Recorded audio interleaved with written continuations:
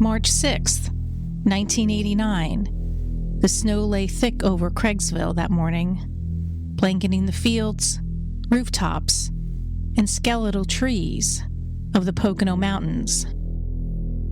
For most children, it was a day of freedom, snowballs, snowmobiles, and hours without school. But that morning, the quiet was shattered. A single shot rang out across the frozen field. Screams erupted. Parents ran. Neighbors prayed. A little girl, no older than 7, collapsed in the snow. Her life cut short in an instant. The air, once crisp and bright, filled with disbelief and horror. At first, everyone assumed the shot had come from a careless hunter or a stranger passing through. Yet, as police scoured the surrounding area, examining every home with a line of sight to the snow-covered field, the impossible began to take shape. The source of the shot was closer than anyone could imagine. The revelation rippled through the town. How could someone so young pull a trigger and take a life? If a child did something wrong, who is responsible? The child or the adults who raised them? The community fell apart. Some said it was an accident, a sad mix of curiosity, anger, and wrong choices. Others suggested that it was intentional, trying to make sense of how innocence can coexist with the reality of death. Parents watched their children more closely. Playgrounds felt smaller, and ordinary routines carried the weight of fear. And the hardest question lingered. When a child takes a life, what does justice even look like? As the police sealed the field and spoke with neighbors, one thought hovered above all others. In Kresgeville, nothing would ever feel the same again. The snow would eventually melt, but the echoes of that single shot would linger, haunting the empty fields, the silent streets, and every heart that had witnessed the day when innocence collided with violence. No one yet understood that the danger had come not from a stranger in the hills, but from a child just next door. A boy too young to fully comprehend what his hands had done, yet old enough to change lives forever. You're listening to Departed in Pennsylvania. Small Hands, Fatal Actions. The Case of Jessica Ann Carr. Chapter 1. Snow and Silence. March 6th, 1989, arrived over Kresgeville like any other late winter morning, with the usual hush of a snow day. Schools across Monroe County were closed, and a thick white blanket covered fields, rooftops, and the skeletal trees of the Pocono Mountains. For children, snow promised freedom, hours of games, sleds, snowball fights, and snowmobiles. But for some, the day would take a turn no one could ever have imagined. Jessica Ann Carr, age 7, and her sister Crystal, aged 8, spent the morning at the home of Richard and Trudy Ratty, surrounded by their 6 children and a handful of neighborhood friends. She laughed, played, and teased like any child, small and fragile, but full of energy and life. Her mother, Donna, had brought her and her sister over to enjoy the unexpected day off, and the living room soon became a hub of activity. Among the children was Cameron Cocker, age 9, stocky, sandy-haired, and a next-door neighbor who had wandered over while his parents were at work, seeking entertainment. Inside, the children clustered around a Nintendo console, taking turns at Spy Hunter. First grader Jessica quickly showed she was skilled and confident. She teased Cameron, claiming she can go farther than he could, and her happy smile brightened the room. Cameron felt tense. He usually saw himself as smart and in control because he spent time on hunting trips, target practice, and outdoor games with his father. Here, in this small living room, a little girl had outdone him. He muttered under his breath, fuming silently about life's unfairness. The humiliation of being outdone gnawed at him, a sharp sting only a 9-year-old could feel. Richard Ratty noticed cups and bowls left in the kitchen and told the children to turn off the game. Cameron argued with Richard Ratty, saying he had done nothing wrong and wasn't responsible for the dirty dishes. Cameron shook his head, convinced the world had conspired against him that morning. Outside, the snow offered a bright reprieve, sparkling in the late morning sun. All of the children, except Cameron, rushed out to play behind the Ratty house. Cameron lingered on the porch, scowling, unwilling to join them. Without a word, he stomped home, each step heavy with frustration and the sting of being beaten in a video game by a 7-year-old girl. Meanwhile, Jessica climbed onto the yellow snowmobile, giggling as she settled behind 13-year-old Shannon Ratty. Carefree and oblivious to danger, she let the cold wind whip around her face, the joy of the moment filling the crisp air. As Shannon guided the snowmobile around the yard, the field fell mostly silent, except for the low hum of the engine.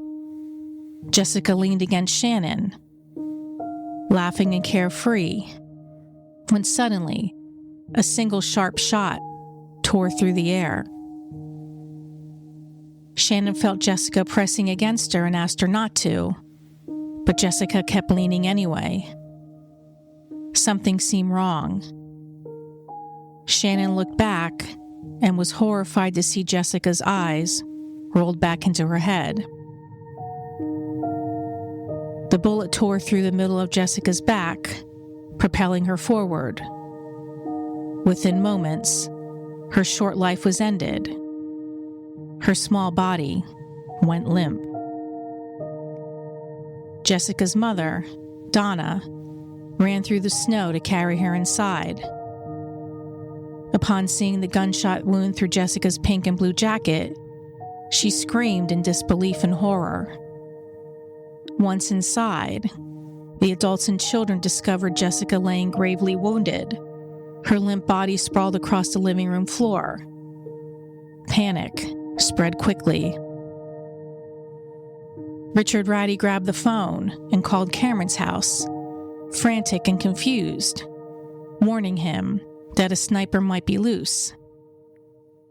Cameron returned and walked into the Ratty home.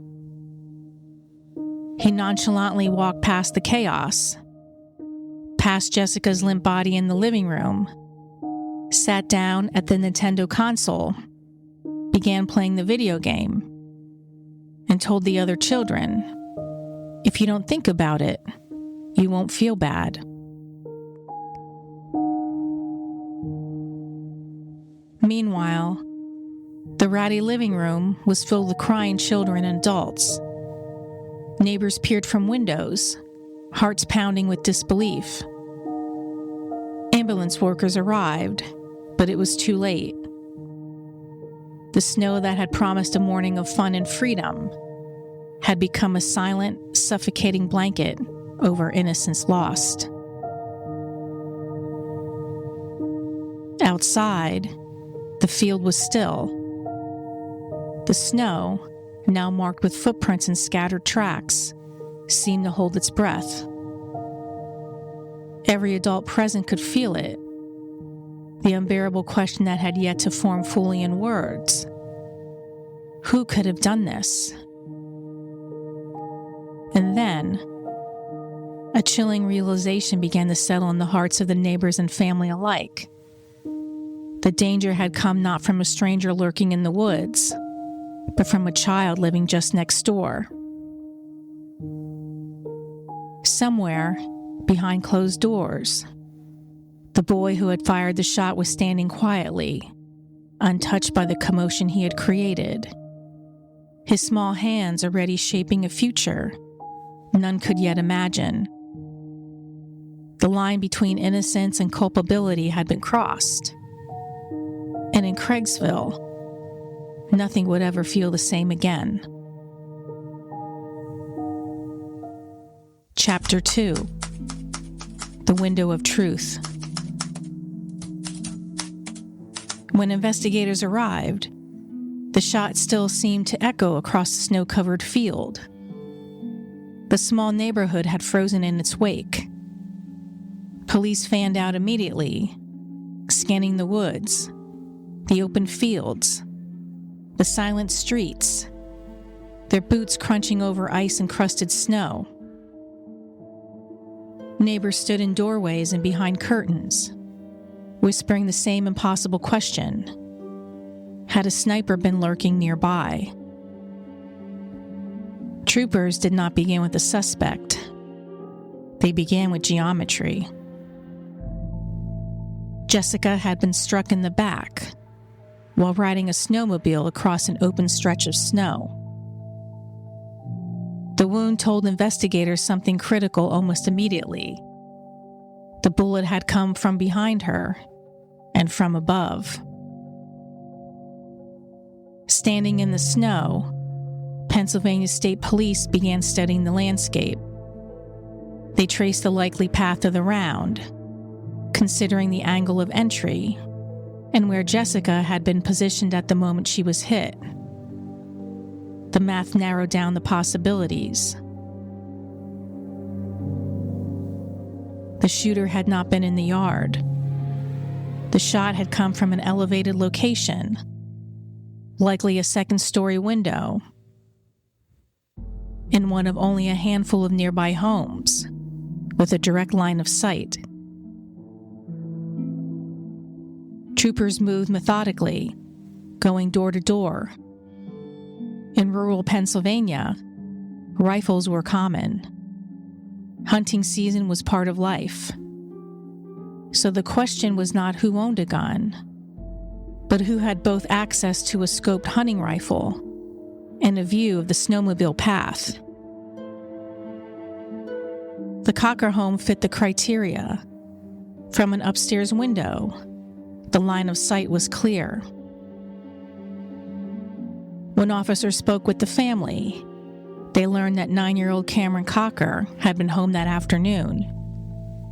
He had been playing with Jessica earlier in the day.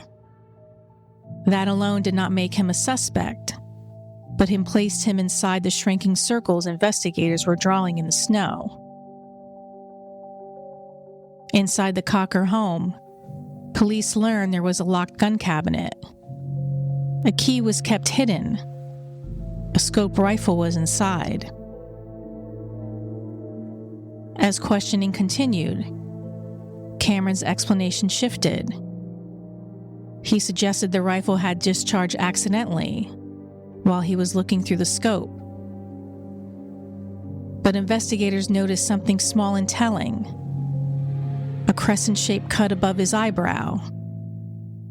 It was the kind of injury that happens when a rifle recoils and the scope strikes the shooter's face.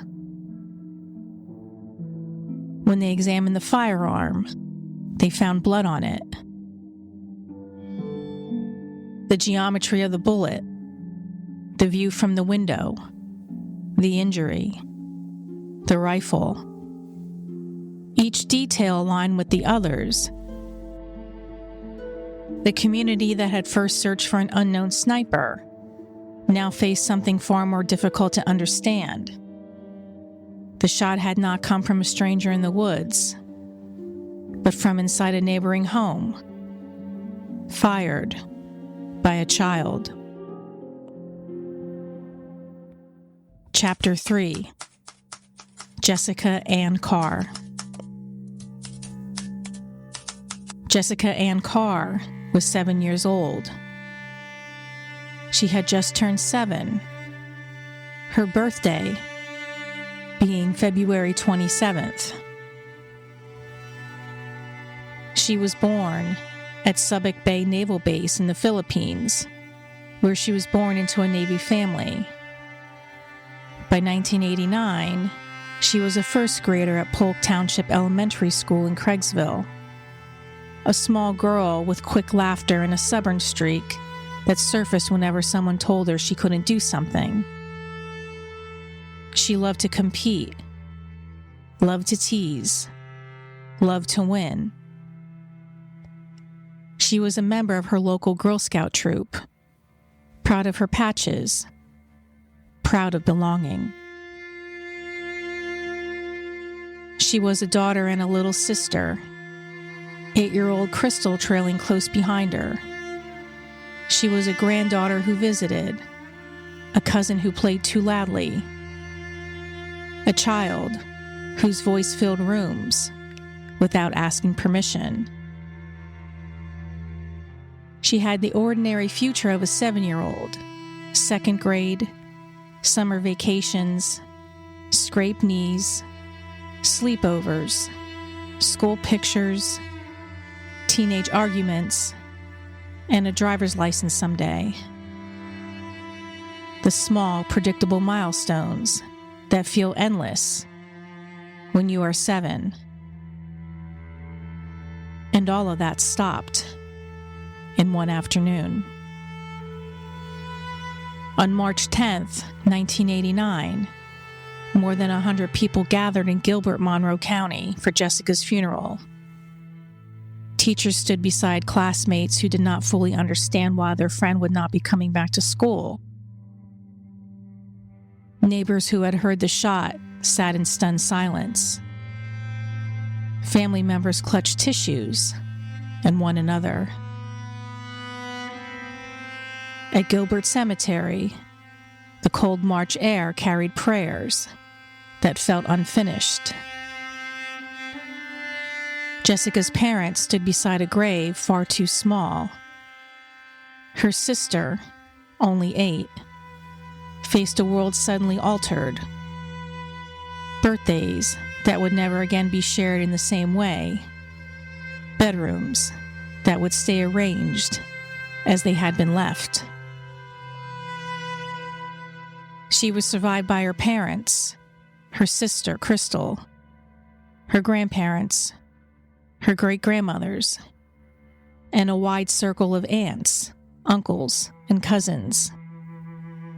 Each of them carried a different version of her, a memory, a habit, a phrase she used to say, fragments of a child who should have been allowed to become something more. In the days that followed, the community searched for a way to help.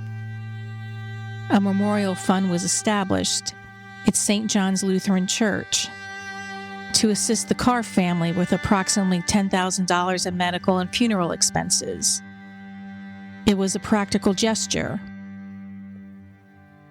Envelopes, checks, quiet donations. But beneath it lay something larger. A town trying to steady a family whose foundation had been torn away. Jessica Ann Carr was gone. Not gradually, not by illness, not by time. Gone in a single irreversible moment. Court rulings or legal terms could not fill the space she left behind. It lived in the empty seat at the kitchen table, in the untouched toys and the silence of a house that once held the sound of a little girl who smiled easily and believed she had all the time in the world. She never reached 8.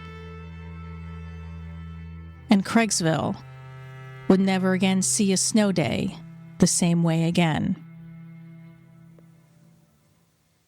Chapter 4: Shock, Debate, and the Weight of History.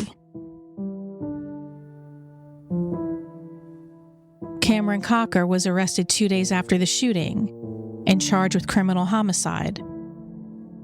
Bail was set at $50,000, and his parents put up their home on Hideaway Hill Road to secure his release. At just 9 years old, Cameron became one of the youngest children ever charged with a homicide in the United States. It was a moment that would unravel every life it touched. How could a boy with no record of trouble, praised by teachers, ministers, and Cub Scout leaders, commit such an act? How could a child, even one with above average intelligence, comprehend the permanence of death or the weight of what he had done? Cameron was released into his parents' custody under strict conditions: constant adult supervision, no firearms permitted in the house, weekly oversight by Monroe County Children and Youth, and no attendance at school until further notice. Overnight, the boundaries of his childhood narrowed. Cameron's mother, Patricia Cocker, insisted her son was a good boy, not violent, not the kind of child capable of something so devastating. Life, she said, had been moving along peacefully, everything feeling ordinary and secure, until it was suddenly shattered. What had happened felt unreal to her, the kind of terrible story you read about happening to someone else. Now it was at her doorstep, and the weight of it was almost too much to bear. The news of Jessica's death sent shockwaves through Kresgeville. A 9-year-old had killed a 7-year-old.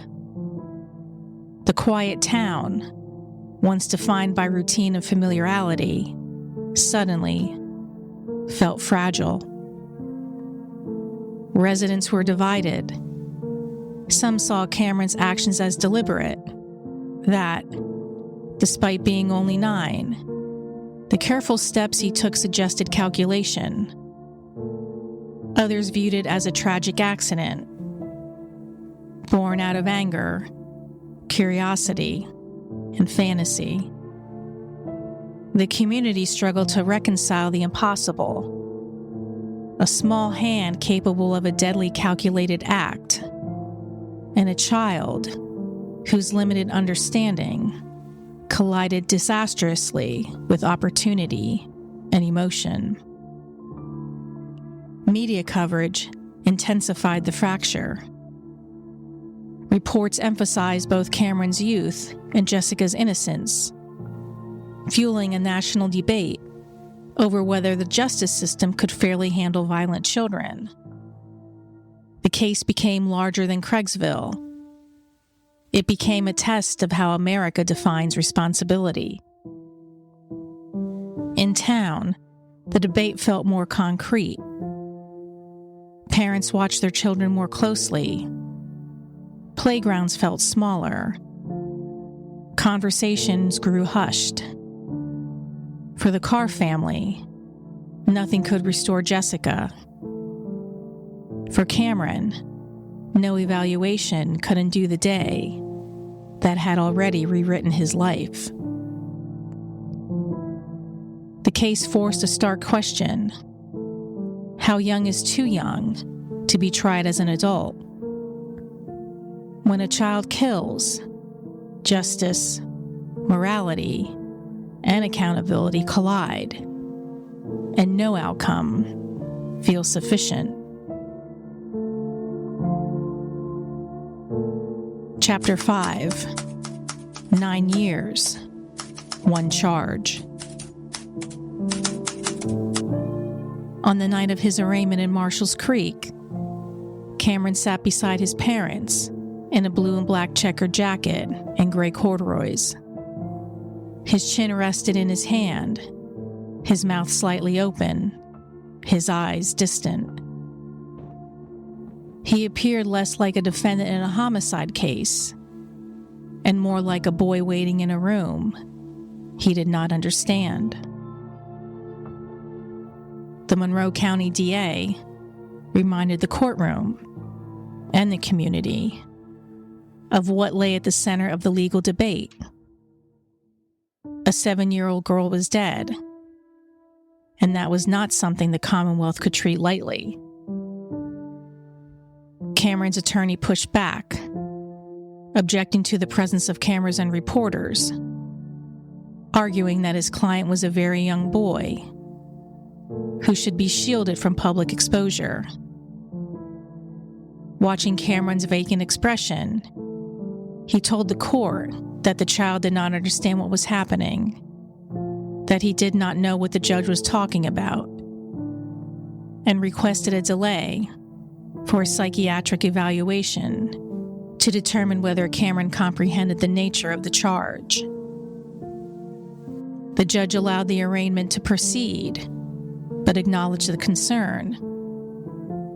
Cameron's attorney and his parents, he said, would need to carefully explain the legal process to him as the evaluation progressed. The adult system had begun its work. What would follow would determine not only Cameron's future, but whether the law would ultimately treat him as a misguided child or something far more troubling. The next battle would not be about what happened that day in March. It would be about who Cameron was and whether a 9-year-old could truly stand a murder trial.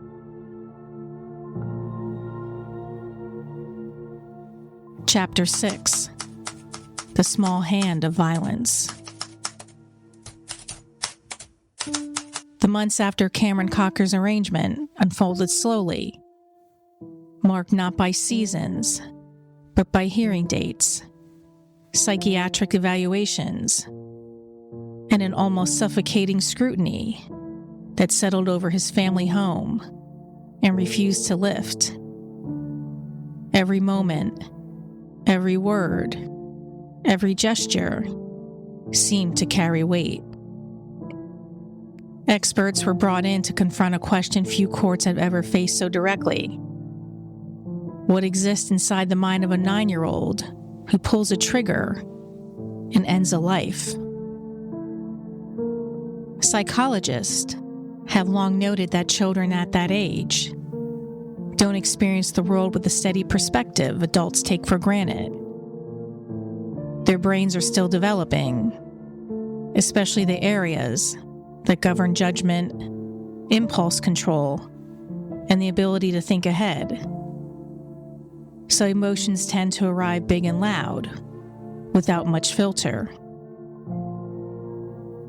Most adults can remember what that felt like. How a small embarrassment at school could feel catastrophic. How anger could burn hot and absolute. How a simple disagreement could seem like the end of everything. In those moments, feelings don't just pass through a child, they take over. The line between imagination and reality can soften, and events can start to feel more like scenes in a story than choices with consequences. So much, Cameron would explain later what happened by saying he had been playing hunter. That phrase would echo through the courtroom.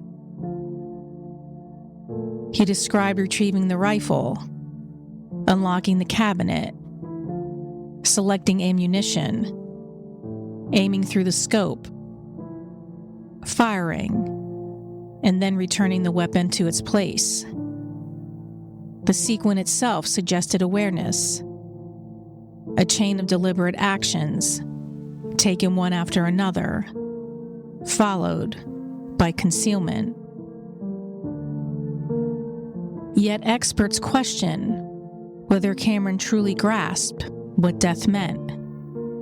Did he understand permanence? Did he comprehend that what had been done could never be reversed? Or had the act existed in his mind, somewhere between imagination and reality?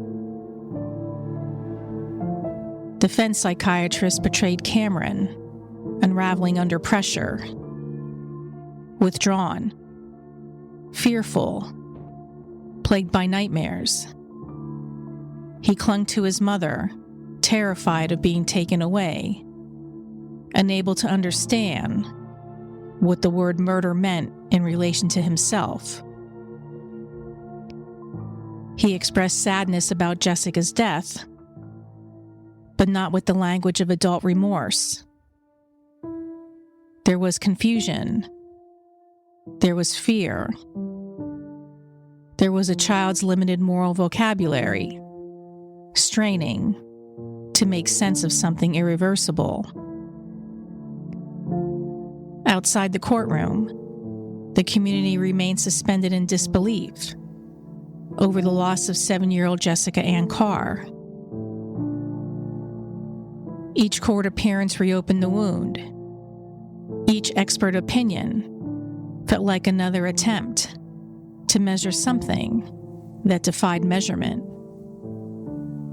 Under Pennsylvania law at the time, homicide charges, regardless of age, were filed in adult criminal court.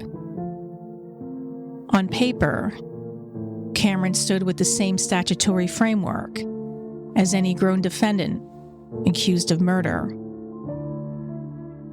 A first-degree conviction carried a life sentence. The law never cared who you were. Biology does not negotiate.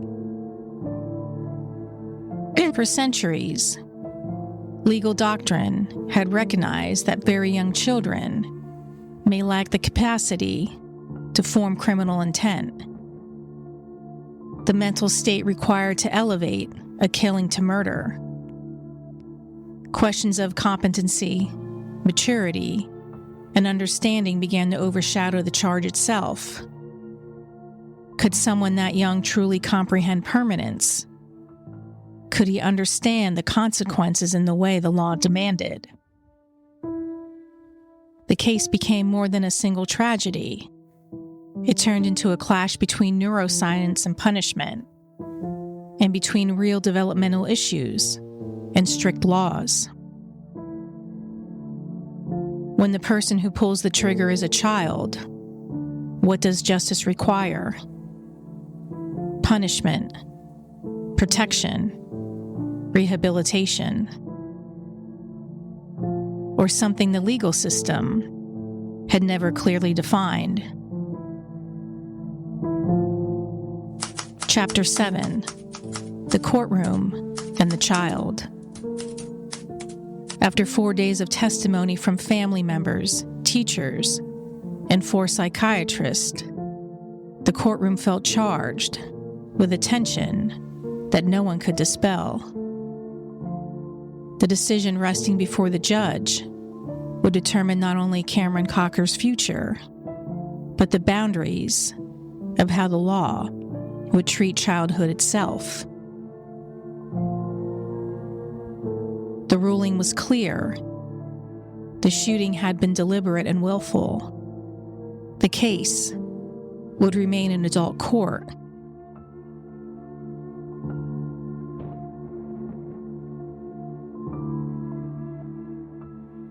words landed heavily, disproportionate to the small figure seated at the defense table. Cameron's legs barely reached the floor from the wooden chair. Under the glare of cameras, he once stuck out his tongue at reporters, a fleeting, childish reflex that some interpreted as defiance. Others have proof that he did not fully grasp the gravity of the proceedings tightening around him. His attorney described him as bewildered, unable to understand the charges, the legal language, or the magnitude of what he faced. He no longer attended school. He could not play freely outside. Whenever he left his house, reporters trailed behind. His world had shrunk to courtrooms and watchful eyes.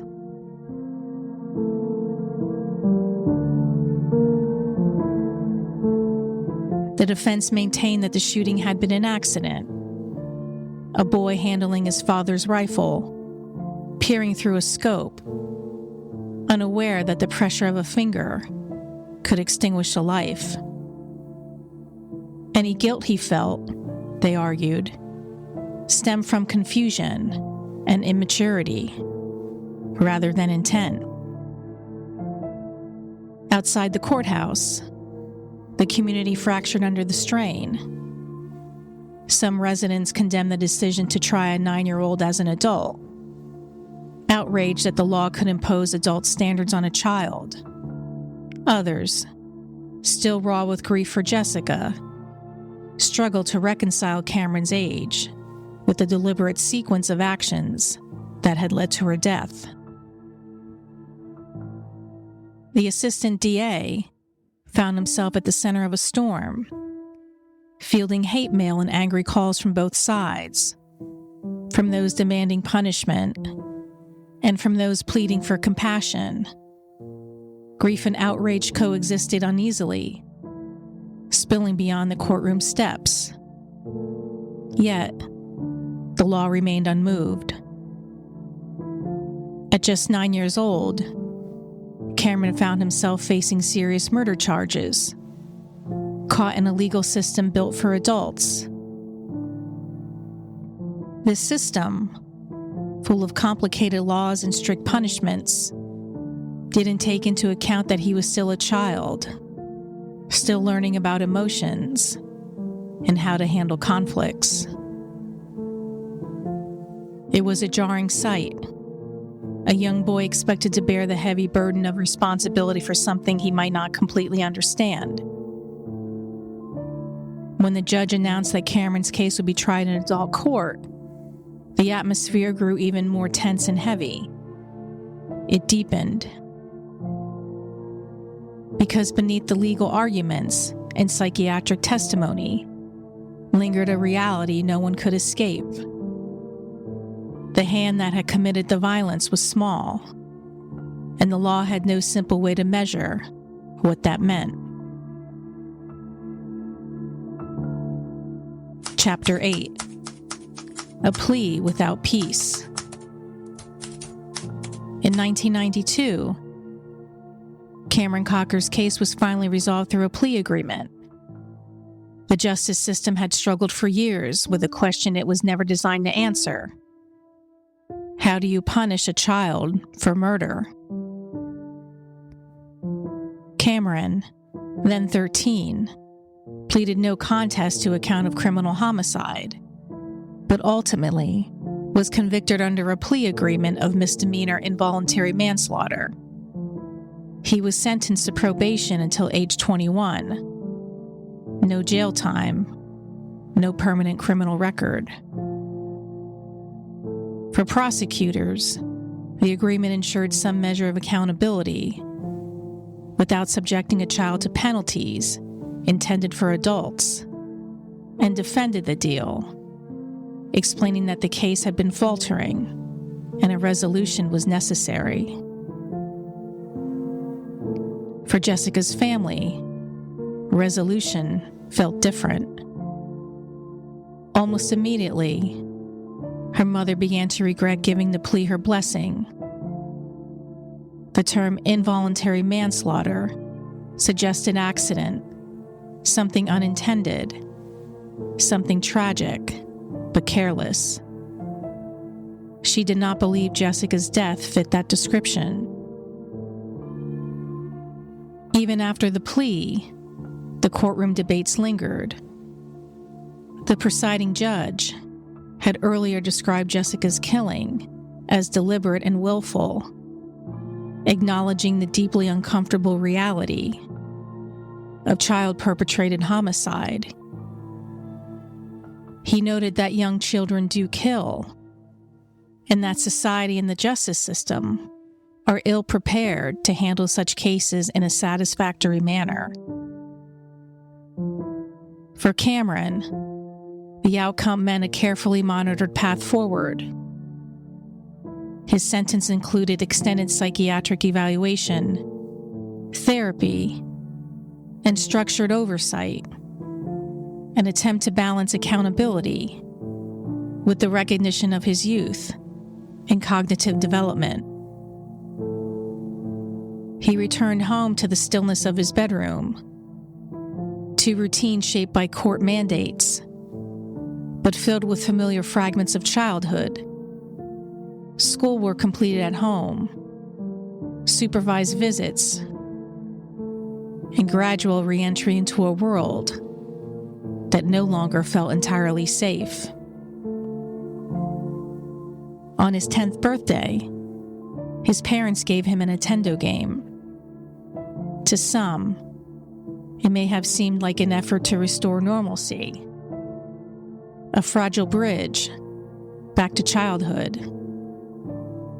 But the gift carried an unsettling undertone. Video games had fueled frustration on the day of Jessica's murder. Was the present an attempt at healing? Denial? A quiet refusal to let that detail define him? The answer was never fully clear. Childhood, it seemed, persisted, even after tragedy. For Jessica's family, every legal milestone reopened grief. Her parents, sister, grandparents, aunts, uncles, and cousins carried a loss that the law could not soften. Each term, plea, probation, involuntary, felt painfully inadequate against the permanence of Jessica's absence. The divide between perspectives was stark. One family still had a child to guide. The other had lost a daughter forever. Beyond Kresgeville, the case sparked national questions. How should the justice system treat a child who commits violence? Where is the line between immaturity and intent, punishment and possibility? The story had started in whispers, on snowy streets, in classrooms, on playgrounds. Years later, legal closure brought little relief. For Cameron and Jessica, for their families, and for the community, the plea offered no peace. The gavel fell. The case closed. Epilogue. 37 years have passed since that snow fell over Kresgeville. Yet the memory of that March day remains vivid in the minds of those who lived through it. The sirens, the screams, and the frantic prayers of neighbors are etched into the quiet Pocono Mountains community, a scar on the town that time has never fully healed. The community struggled to reconcile the boy they knew with the crime he had committed. Some feared him, Others mourn Jessica's lost life and the innocence that should have been theirs, both stolen and shattered. Pastors and neighbors reminded themselves that, regardless of legal classifications, Cameron was still a child, one who had acted with the knowledge and recklessness of someone far older, yet remained incapable of fully understanding the weight of his actions. The tragedy did not end in the criminal courts. The Carr family later filed a civil suit against Keith and Patricia Cocker, holding them responsible for the circumstances that led to Jessica's death. The suit argued that leaving Cameron unsupervised and providing him access to firearms had created the conditions for disaster. It detailed the emotional and financial toll, the funeral, the therapy, and most painfully, the companionship they would never again share with Jessica. In the end, the Carrs received $300,000 from the Cockers' insurance.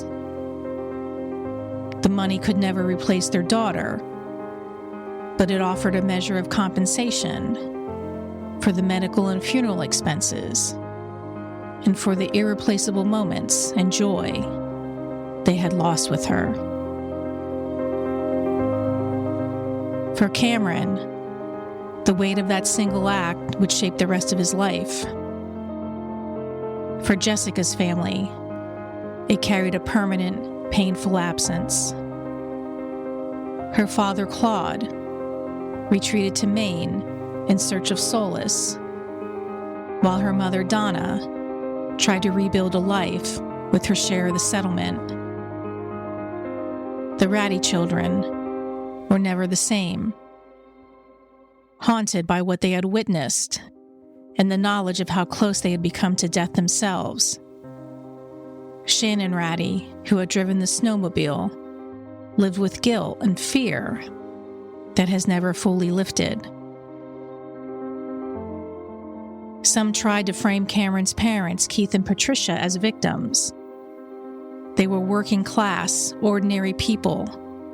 He a laborer, she a seamstress, and they poured the money they had saved for Cameron's education into his defense. They even put up their home to secure his $50,000 bail. But while their financial and legal struggles were real, they were dwarfed by the loss inflicted on Jessica's life. And the community saw their suffering as secondary to the consequences of their negligence. Today, Cameron Cocker is an adult. Public records provide few details about his life, as the law shielded him to facilitate his introduction to the outside world after his probation. Whether he has built a family of his own, reflects differently on the choices he made, or feels the weight of that March day, is unknown. What is certain is that time changes people, but it does not erase the past. For those who remember Jessica Carr and Cameron Cocker as a child, the story lingers as both a caution and a mediation on accountability, on childhood, and on the quiet, enduring consequences of a single tragic act. And as cases continue to emerge, children charged with acts of violence, families torn apart, communities searching for answers, Kresgeville tragedy remains a reference point, a reminder of how early mistakes and unchecked impulses can reverberate across decades, shaping the lives of all involved. In Kresgeville, 37 years later, the question remains unanswerable. How young is too young to take a life? And how can justice ever reconcile with a loss so profound? This concludes this week's episode of Departed in Pennsyltucky. I'm your host, Andrea Dudek. Tune in next week for more true crime talk without the Valley Girl squawk.